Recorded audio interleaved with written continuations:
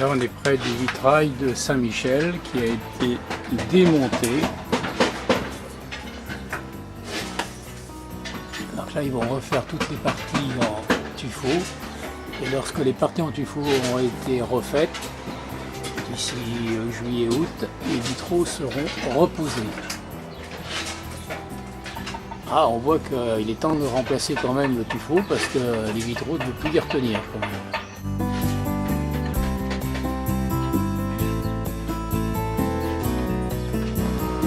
Pendant qu'on est là-haut, hier on a fait une sortie géologique et on nous a dit que les pierres qui avaient été utilisées pour faire le chevet vers les années 1850-1860 venaient de la carrière de la Villette. Bon allez, rappelle-moi ton prénom déjà. Germain. Germain. Alors qu'est-ce que tu fais Germain en ce moment là? Bah là je termine le haut du contrefort. Alors il y a une forme particulière au sommet du contrefort là, non? Oui, il y a deux pentes.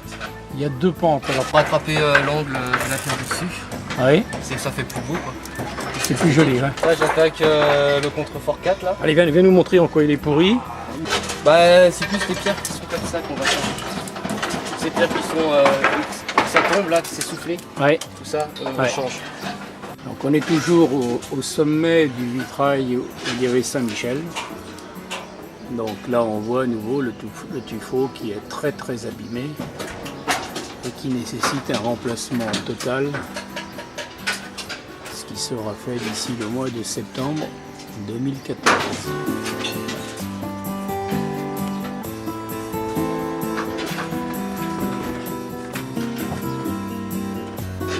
Donc ça ce sont les pierres qui ont été retaillées.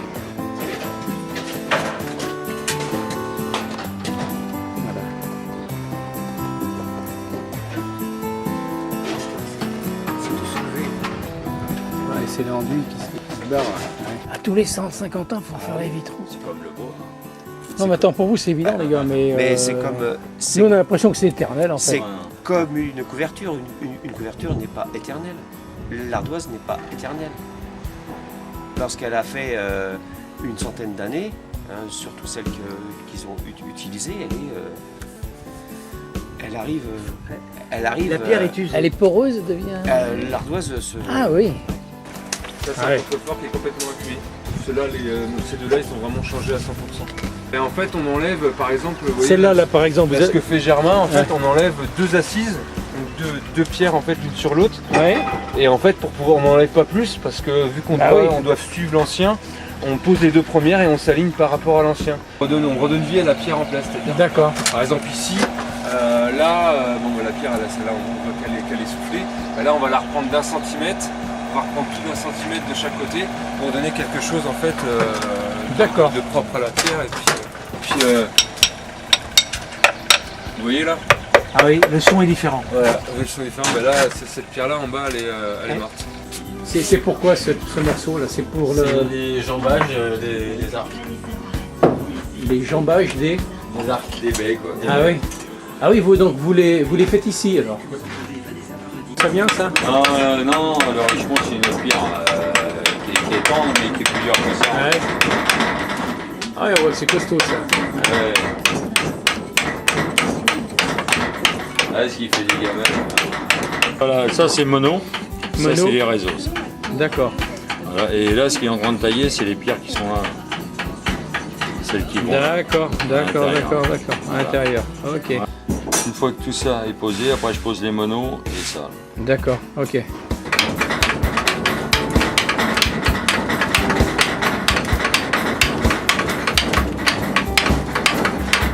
Ah, c'est costaud comme pierre, hein? Ouais,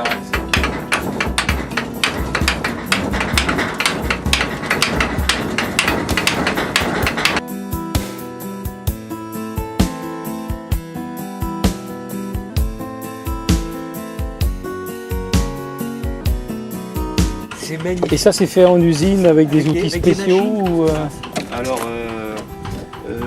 c'est fait, donc les blocs sont tous débités avec des machines. Ouais.